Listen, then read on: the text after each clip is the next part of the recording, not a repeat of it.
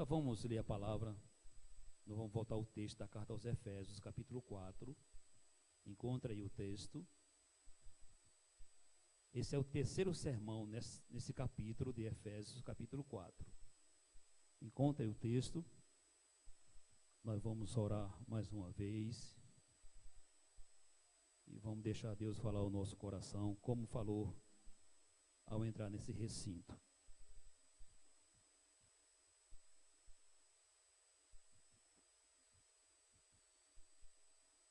Deixe marcadinho aí, Efésios capítulo 4. Vamos orar. Amantíssimo Deus e eterno Pai, eu quero te louvar de todo o meu coração, porque Tu és o meu Deus, o Deus que nos sustenta em todos e quaisquer sentidos da nossa vida. Tu conhece cada um que adentrou nesse recinto e a condição que ele se encontra e que ela se encontra. Tu sabes exatamente a necessidade que cada um aqui tem, Senhor. E se nós crermos, certamente o Senhor vai suprir as nossas necessidades. Nós te pedimos, Senhor, um milagre, e só Tu podes fazer. E se Tu veres motivo de honra e glória ao Teu nome, faz isso, Senhor. Eu preciso do milagre, e eu creio que o Senhor pode fazer. Por isso que eu te peço. E eu creio que eu vou testemunhar. Porque esse milagre, Senhor, é para o louvor e testemunho do Teu nome. Te peço, Senhor, que Teu Espírito Santo, que inspirou Paulo para escrever estas palavras, que foram registradas nas Santas Escrituras há mais de 2000 anos, e elas são atual no dia de hoje. Ajuda-nos, ó Deus, a praticarmos a Tua palavra. Que Teu Espírito Santo que em nós habita, revele nesta noite a Tua vontade a cada um, individualmente, mas também coletivamente. Fala conosco, Pai, pois é no nome de Jesus, a quem deste todo o poder, que nós Te pedimos e Te agradecemos. Amém, Senhor. Amém. Efésios capítulo 4, do verso 17 até o 32, que é o outro versículo do capítulo 4. A partir do verso 17, assim está escrito: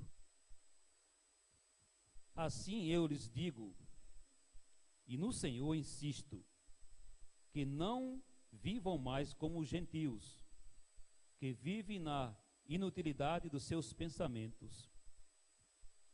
Eles estão obscurecidos do entendimento e separados da vida de Deus por causa da ignorância em que estão, devido ao endurecimento do seu coração, tendo perdido toda a sensibilidade.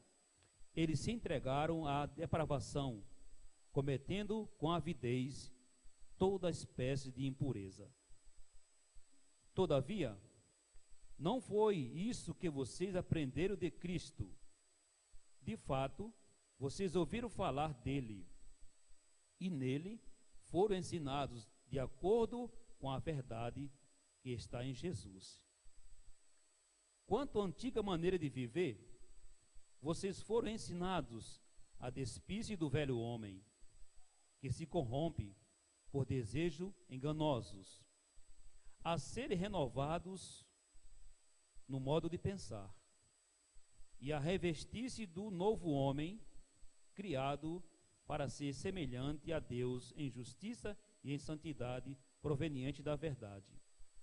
Portanto, cada um de vocês deve abandonar a mentira e falar a verdade ao seu próximo, pois todos somos membros de um mesmo corpo. Quando vocês ficarem irados, não pequem. Apaziguem a sua ira antes que o sol se ponha, e não dê lugar ao diabo. O que furtava, não furte mais, antes trabalhe, fazendo algo de útil com as mãos, para que tenha o que repartir com os que estiverem em necessidade. Nenhuma palavra torpe sai da boca de vocês, mas apenas a que for útil para edificação, ou melhor, para edificar os outros, conforme a necessidade, para que conceda graça aos que a ouvem. Não entristeça o Espírito Santo de Deus, com o qual vocês foram selados para o dia da redenção. Livre-se de toda amargura, indignação e ira, gritaria e calúnia, bem como de toda a maldade. Sejam bondosos e compassivos uns para com os outros, perdoando-se mutuamente, assim como Deus nos perdoou em Cristo. Que palavra linda, irmãos. Que preciosidade. Por isso que nós sabemos e cremos que este livro é o manual de Deus para nós que somos seus filhos. Porque para o mundo, o homem natural, isso é loucura. Foi dito que hoje pela manhã na EBD, e esta palavra para o mundo é loucura. Isso está escrito na carta de Paulo aos Coríntios, capítulo 1, verso 18. Deveras, a palavra da cruz para muitos é loucura, mas para nós que somos salvos, é o poder de Deus. E o tema da mensagem, vocês já gravaram na mente e no coração, que esse é o terceiro sermão nesse texto. O tema é o mesmo. Lembra-se do tema da mensagem? Quem falou aí? Isso, irmã Leia. Vivendo em amor e unidade. Esse é o tema da mensagem.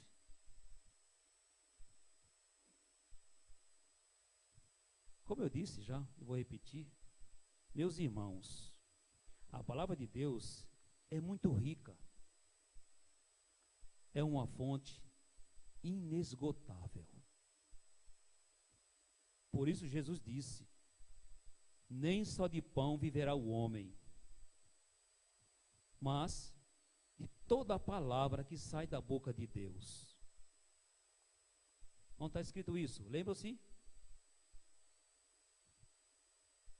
Nem só de pão viverá o homem, mas de toda a palavra que sai da boca de Deus, ou procede. Esse versículo é muito conhecido, irmãos. Se você não lembra, a gente esquece. Certo? A gente esquece. Eu sei que não é fácil a gente decorar versículos bíblicos. Não é fácil mesmo. Mas quer uma forma? Quer uma dica? Para que você leia e decore versículo bíblico. Vocês querem uma dica? Muito fácil. Vocês não sabem ainda? Leia,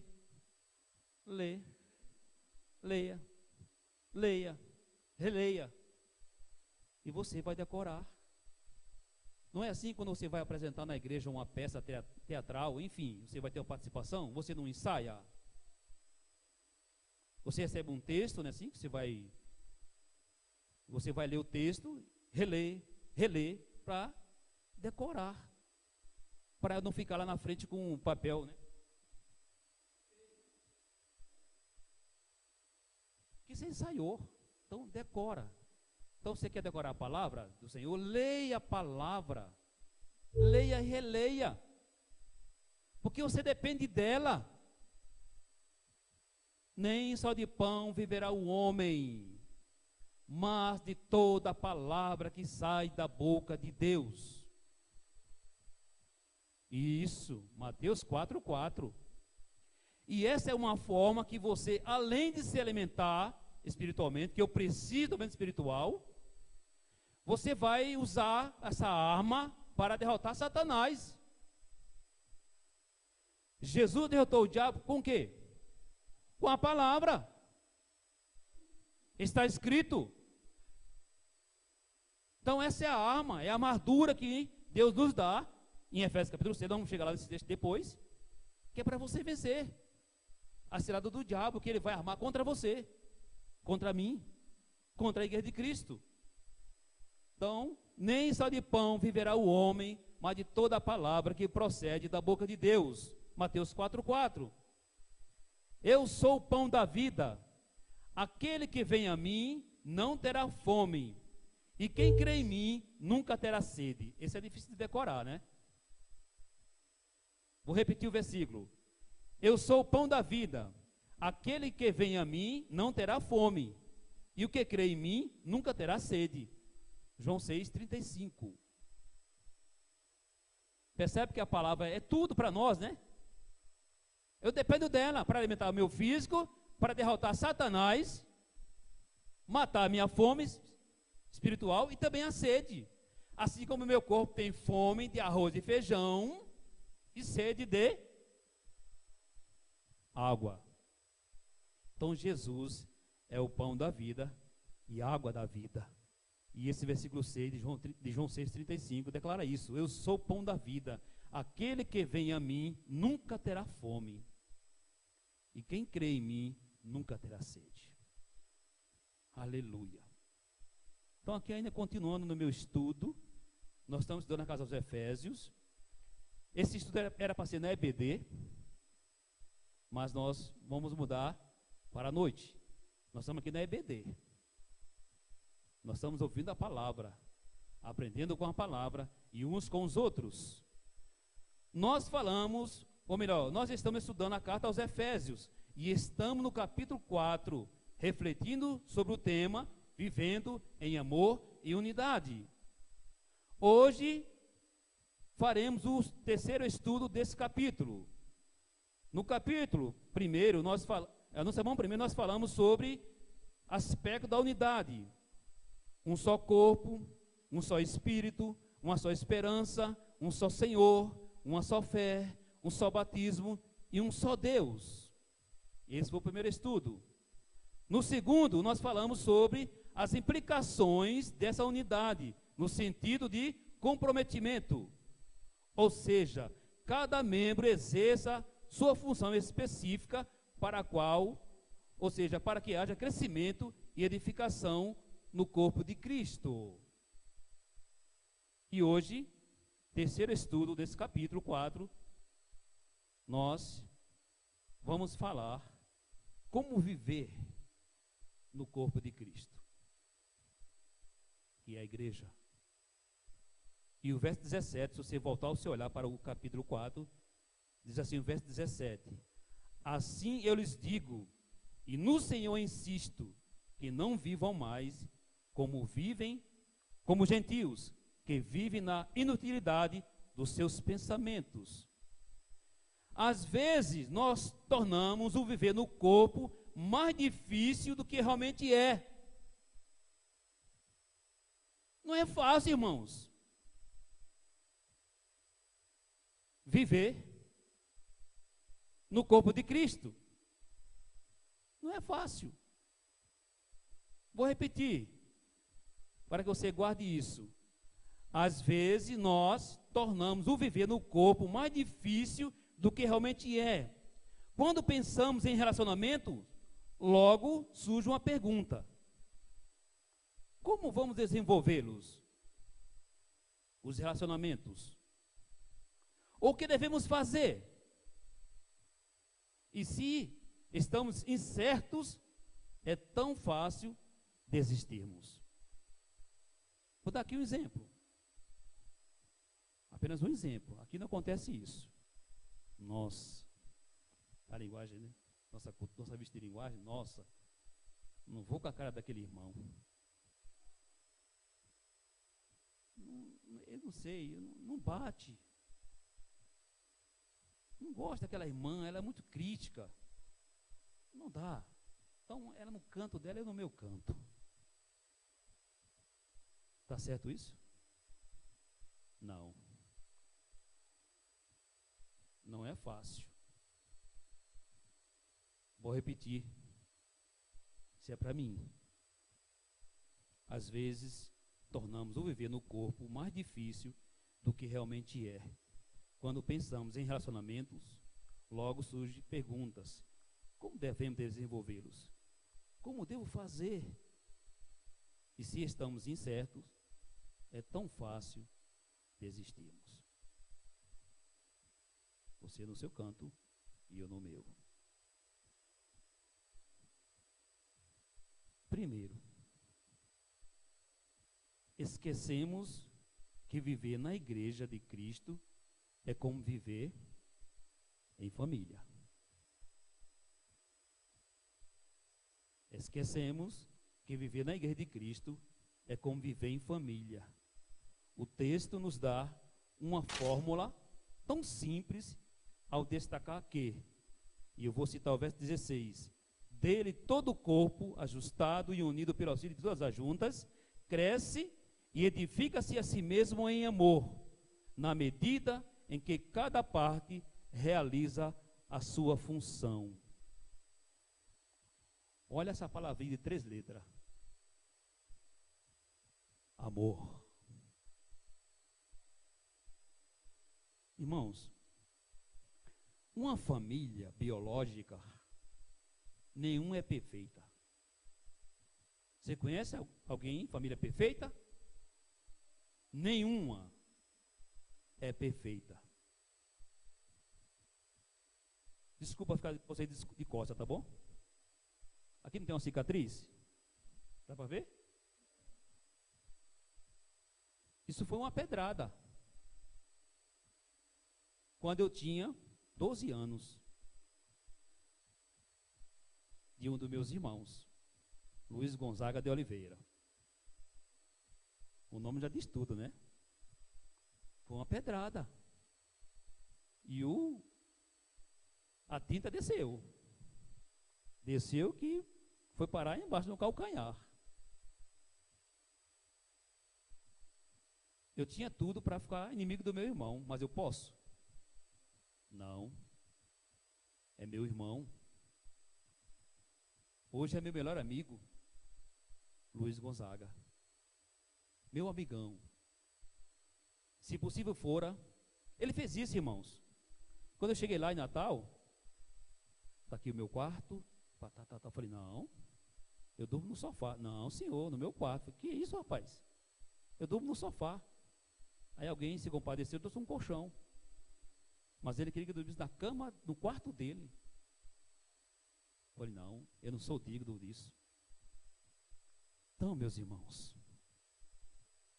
vou repetir. Primeiro, esquecemos que viver na igreja de Cristo é como viver em família. Esse amor precisa ser desenvolvido pelos membros do corpo, que é eu e você, que somos membros do corpo de Cristo. E no capítulo 5, que vai ser para o próximo sermão, se Deus permitir, no capítulo 5, versos 1 e 2, ou melhor, verso 2 está assim escrito: e vivam em amor, como também Cristo nos amou e se entregou-se por nós como oferta e sacrifício de aroma agradável a Deus. Neste texto se destacam os dons espirituais. Então o dom é dado por Deus à igreja de Cristo para servir uns aos outros. E às vezes, irmãos, quase sempre nós não servimos uns aos outros. E quando eu deixo de servir a você, eu deixo de servir a Cristo, irmãos. E nós declaramos, eu amo Jesus. Aí ele fala, você ama? Pedro, tu me amas? Sim, Senhor. Tu sabes que eu te amo. Segunda vez, Pedro, tu me amas? Sim, Senhor, tu sabes que eu te amo. Pedrão, agora põe na prática. Apacenta os meus cordeirinhos. Cuida. Então, meu irmão, nós temos que amar. Nós temos que nos sacrificar em prol do outro. Senão não é igreja, irmãos. Se não existe amor, não é igreja. Eu disse aqui no primeiro sermão, nesse texto, nessa carta aos Efésios, que a igreja não pode ser uma instituição religiosa. A igreja não pode ser uma empresa que se paga alguém para administrar. Você que tem que fazer. Não é pagar alguém, contratar alguém para fazer. Nós que temos que fazer. Nós temos que servir um ao outro. Viver em prol um do outro, irmãos. É igual a família biológica. Quando alguém nos fere na família, você vai matar ele? Expulsar ele de casa? Claro, vai ver muito, né? E gerar, né? Aquele paz entre os dois. Até o marido e mulher, quando brigam, eu quero divórcio. Ah, é? Quer divórcio? Só porque a gente discutiu? Muitos pensam assim. Só que depois se arrepende.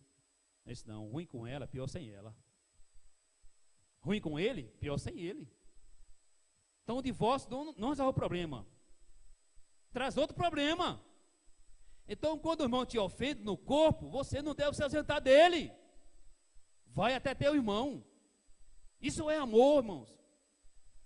Não é você pisa no pescoço e aê, seu desgraçado. Você precisa, né? É isso aí. Você fez por onde? Isso não é amor. Isso não é igreja de Cristo, irmãos. Nunca foi e nunca será. Segundo, como membros do corpo, não devemos mais viver como gentios. Que está do verso 17 ao verso 19, que vou ler novamente, do verso 17 ao 19. Assim eu lhes digo, e no Senhor insisto, que não vivam mais como gentios, que vivem na inutilidade dos seus pensamentos. Eles estão obscurecidos no entendimento e separados da vida de Deus, por causa da ignorância em que estão, devido ao endurecimento do seu coração, tendo perdido toda a sensibilidade, eles se entregam à depravação, cometendo com avidez toda sorte de impureza.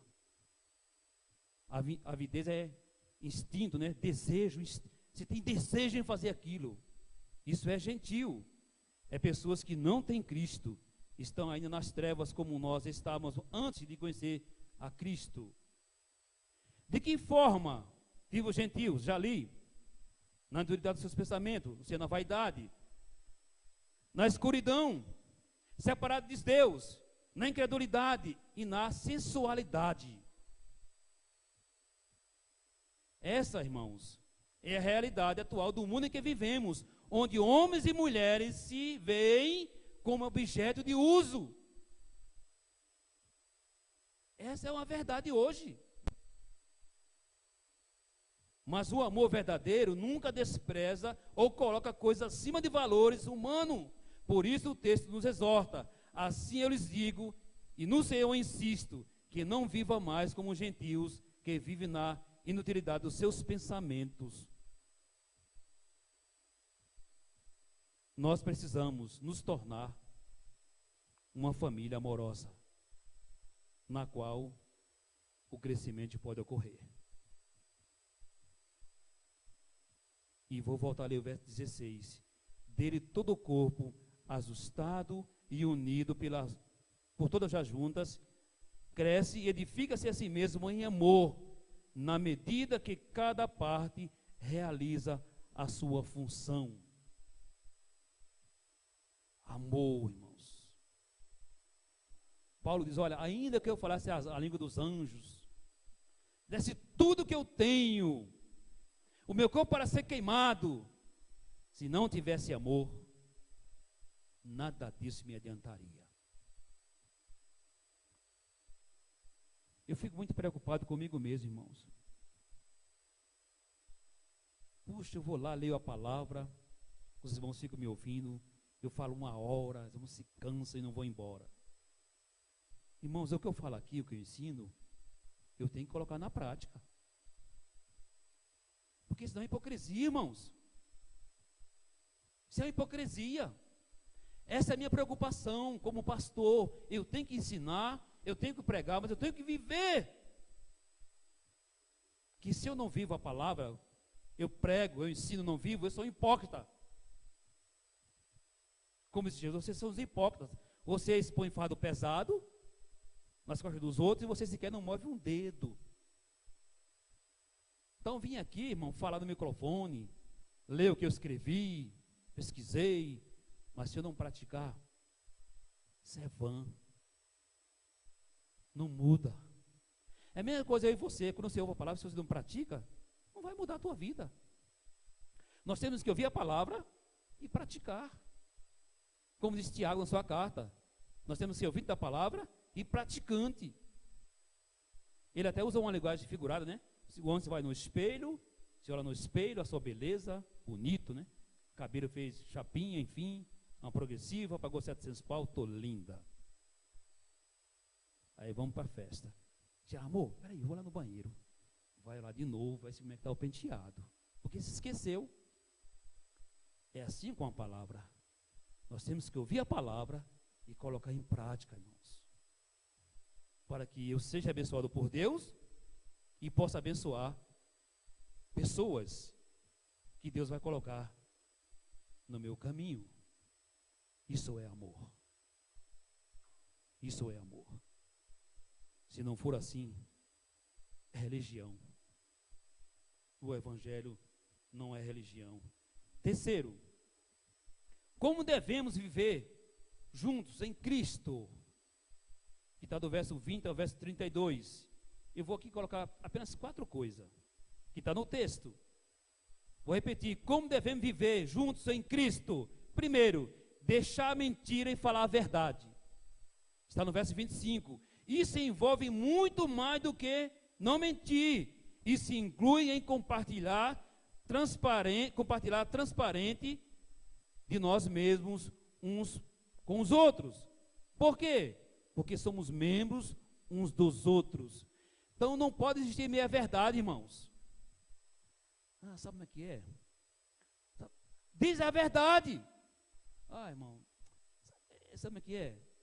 O brasileiro é assim mesmo, não é assim? Não. Eu sou brasileiro. Eu tenho 2 cidadanias, bem como você. Nós somos cidadão da terra e cidadão do céu. Então, deixar a mentira e falar a verdade uns para com os outros. Irmão, isso é uma autodisciplina. Porque quantas vezes a gente não mente? Você não planejou, mas você contou uma mentira. Só que você tem o Espírito Santo. Automaticamente assim, puxa vida, Senhor, eu disse isso para aquela pessoa e não é verdade. E às vezes para um próprio irmão. Deixar a mentira e falar a verdade uns para com os outros. E vou repetir aqui o que eu estou dizendo. Isso envolve muito mais. Isso envolve mais do que não mentir. Isso inclui o compartilhar transparente de nós mesmos uns para com os outros. Segundo, como devemos viver juntos com Cristo? Rejeitar as ações pecaminosas quando impelidos, ou seja, pressionados pela raiva. Que está no verso 26. Apazigue a ira antes que o sol se ponha. Apaziguar significa acalmar, sossegar. Vou dar aqui um exemplo. Você que tem automóvel e dirige, claro. Você vai no trânsito, dirigindo seu automóvel com sua família, aí passa um indivíduo, ou às vezes você fecha ele sem você perceber, isso acontece. Você fechou o indivíduo sem você perceber. Aí ele vai e te fecha, de propósito, buzina e faz para você gestos obscenos. A princípio, qual que é a tua reação? O que vem? A raiva, irmãos. Eu não sei se você já viu, no trânsito, alguém sacar de uma arma e botar na cara. Eu já vi, irmãos. Sacou da arma e disse, fala o que você falou agora. Aí você, repete o que você falou lá atrás. Você repete? Você não repete, porque você sabe que pode custar a tua vida. Então, rejeitar as ações pecaminosas quando impelidos. Terceiro, rejeitar fofoca e palavras torpes. Está no verso 29. Nenhuma palavra torpe sai da boca de vocês. Em nossa conversa devemos procurar edificar os outros, ou seja, sempre construir e não desconstruir, ou melhor, não rebaixá-los. Quantas vezes, irmãos, eu fui rebaixado por irmãos em Cristo, Eu fui, irmão, rebaixado pelo meu irmão na fé. Aí eu sou sanguíneo. Eu disse, eu vou pegar ele. Mas não agora. Só eu e ele. É o que a Bíblia diz. Se você lembrar que tem algo contra teu irmão, vai até teu irmão. E se ele te ouvir, ganhasse o teu irmão. E foi o que eu fiz. Orei por mim, Senhor, prepara o meu coração, me dá sabedoria, para que eu possa falar palavras que edificam ele. Porque ele me rebaixou. Ele me humilhou. Mas eu não posso usar o braço de carne. Então eu vou, cheio do Espírito Santo, para falar para ele o que ele precisa ouvir. E fiz isso, irmãos. Aí ele tão hipócrita, não, irmão, nada aconteceu entre nós dois, está tudo bem. Não é verdade. Porque se eu venho até você, não está tudo bem. Eu não virei a você à toa. Existe algo entre nós dois que está me incomodando. Aí calma, ele não queria me ouvir não. Você vai ouvir. Você não é filho de Deus? Sou, então não fuja da verdade. Ouça o que eu tenho a dizer para você. E disse para ele o que ele precisava ouvir. E ele ouviu, e depois, lágrimas, ele disse, me perdoe, irmão Antônio. Eu disse, claro que eu te perdoo. Está perdoado. E ele aprendeu para não mais rebaixar, irmãos. Em nossa conversa devemos procurar edificar os outros, ou seja, sempre construir e não desconstruir, ou seja, rebaixá-los. E às vezes, irmãos, a gente não pensa para falar algo. E muitas vezes uma palavra fere muito mais do que um tapa. Fere muito mais. Quarto, livre-se da amargura. Está no verso 31. Amargura gera o quê? Tristeza. Tristeza gera angústia. Angústia gera ressentimento. Ressentimento gera rancor. Rancor gera o quê? Morte.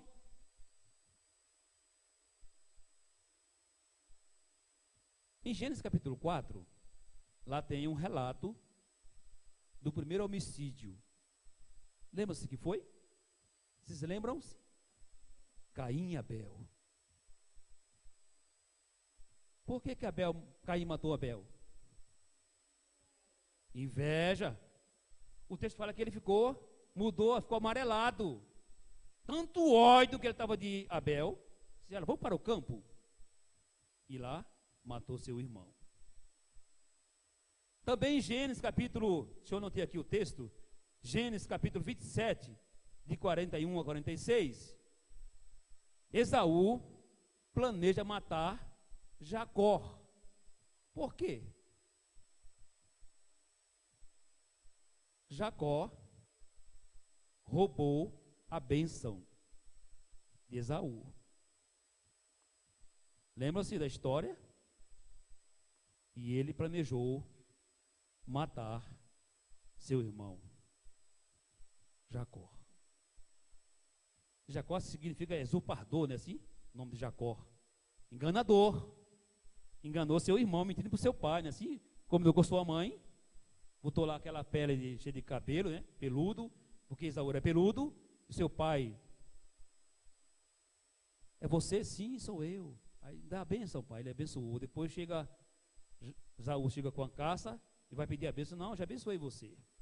E olha, o ódio de Saul, ou melhor, de Jacó, para matar Saul. Esaú. Então, meus irmãos e minhas irmãs, nós precisamos urgentemente, irmãos, urgentemente, colocar o nosso amor em prática. Nosso amor a Cristo em prática. Aí sim, Deus vai nos abençoar. Eu fico assim pensando comigo mesmo, irmãos. Por que muitas vezes eu peço algo para Deus? Peço. E Deus até agora não respondeu. Deus é injusto?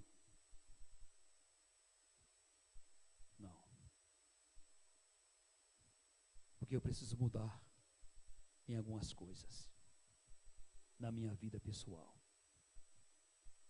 E eu sei, irmão, de mudar. Eu já sei. E muitas vezes a gente não quer abrir mão. A gente quer manter os nossos caprichos. Ah, não, eu vou me humilhar diante dele. Eu sou pastor. Não, não vou fazer isso. E eu começo a alimentar aquilo no meu coração. Eu começo a alimentar.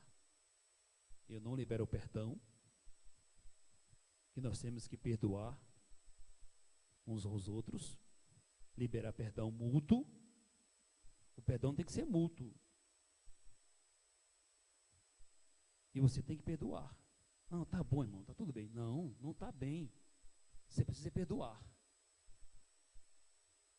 Para que então Deus responda a minha oração. E eu quero concluir dizendo: o amor crescente entre os membros da família de Deus nos aproxima mais um dos outros e nos estimula a cuidar um dos outros. O amor crescente. O amor, irmão, não pode estagnar. Eu não posso amar você hoje porque você sorriu para mim. Aí domingo que vem às vezes você esquece de até, tá, você passa por mim, você nem, oi, tudo bem? Você não fala. Você já fechou o coração. Por que ela mudou hoje? Nossa, ela entrou, nem falou comigo. Aí você começa a alimentar no coração. Vai até aquela pessoa. Oi, irmã, prazer revê-la, deixa eu dar aqui um abraço. Você foi curado. Você cura e é curado. Então, volta a dizer, você precisa colocar na prática o amor de Deus, irmãos, que nós afirmamos que amamos a Deus. E muitas vezes nós estamos de mal com o nosso vizinho. Nós estamos de mal com o irmão, até mesmo biológico, com a irmã, com o pai, com a mãe, enfim. Então você precisa realmente demonstrar esse amor na prática, irmãos. Por isso que muitas vezes a gente não muda. A gente continua aquele crente ranzinzo. Por tudo ele se chateia. Tá vendo? Eu fiz tanto aquilo na igreja e não me agradeceu. Eu já ouvi isso aqui. Esses ouvidos que a terra vai comer. Pastor, fiz tanta coisa na igreja. Eu disse, é verdade. Eu sou testemunha disso. Agora eu vou lhe perguntar, para quem você fez?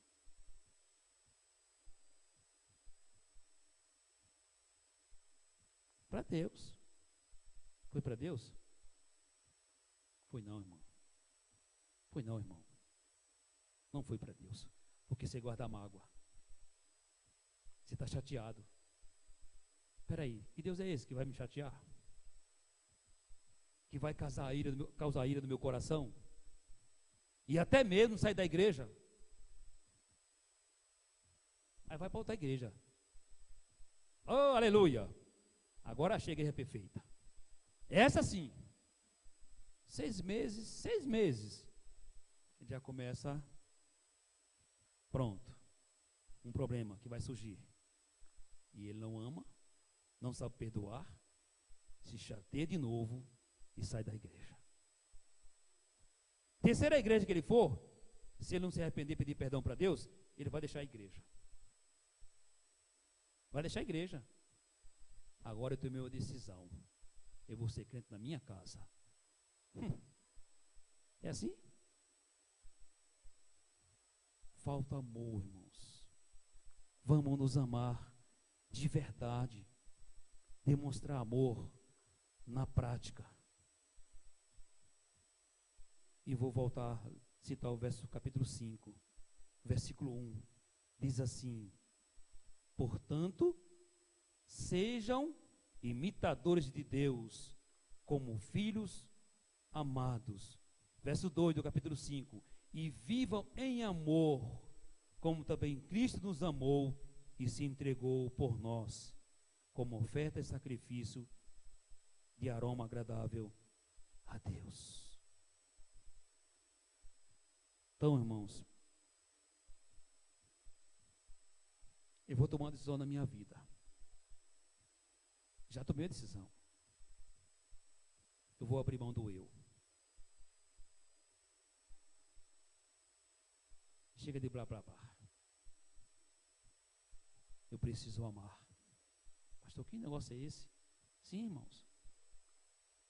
Deus conhece o meu coração. Essa semana alguém mandou uma mensagem no Zap, me fazendo um elogio muito bonito. A gente enche o ego assim. E essa pessoa disse: olha, pastor, como o Senhor ama. Eu disse: Jesus,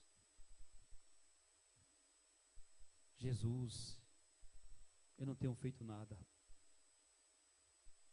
Eu preciso amar. Na prática, irmãos, praticar o amor de Cristo, abrir mão do eu. Jesus muitas vezes deixava de comer para fazer a obra de Deus. E hoje nós fazemos isso? Hoje eu vou trabalhar na igreja de acordo com meus prazeres. Eu vou fazer, mas primeiro eu. Ah, irmão, não conta comigo não, porque eu não posso esse horário. Ah, esse dia eu não posso. Eu posso tal dia, tal horário. E olha, quando você fala isso, irmãos, se você tem falado isso, agir dessa forma, sabe para que você está falando? Não é para a pessoa que foi falar com você, não. É para Deus. É para Deus, Senhor. Olha, eu vou te seguir, mas primeiro deixa eu sepultar meus pais. O que ele falou? Olha, deixa que os mortos sepultem os seus mortos. Tu vem e me segue. Senhor, olha, eu casei, vou curtir minha lua de mel. Outro: Senhor, eu comprei uma fazenda, ajuda de boi. Hoje não dá. Então, meus irmãos, a vida com Cristo não é isso. É você abrir mão do eu. Enquanto você tiver o eu, esquece. Esquece. Que Deus não vai operar na tua vida. Eu disse para Deus: Senhor, eu vou mudar. Eu vou abrir mão do eu. E vou pagar o preço para servir a Cristo. Dele todo o corpo ajustado. Vou ler e vou encerrar. O verso 16. E Efésios 4. Antes, verso 15. Antes, seguindo a verdade em amor, cresçam em tudo naquele que é a cabeça, Cristo. Dele todo o corpo ajustado e unido pelo auxílio de todas as juntas, cresce e edifica-se a si mesmo em amor, na medida que cada parte realiza a sua função. Você e eu fomos salvos para servir, irmãos.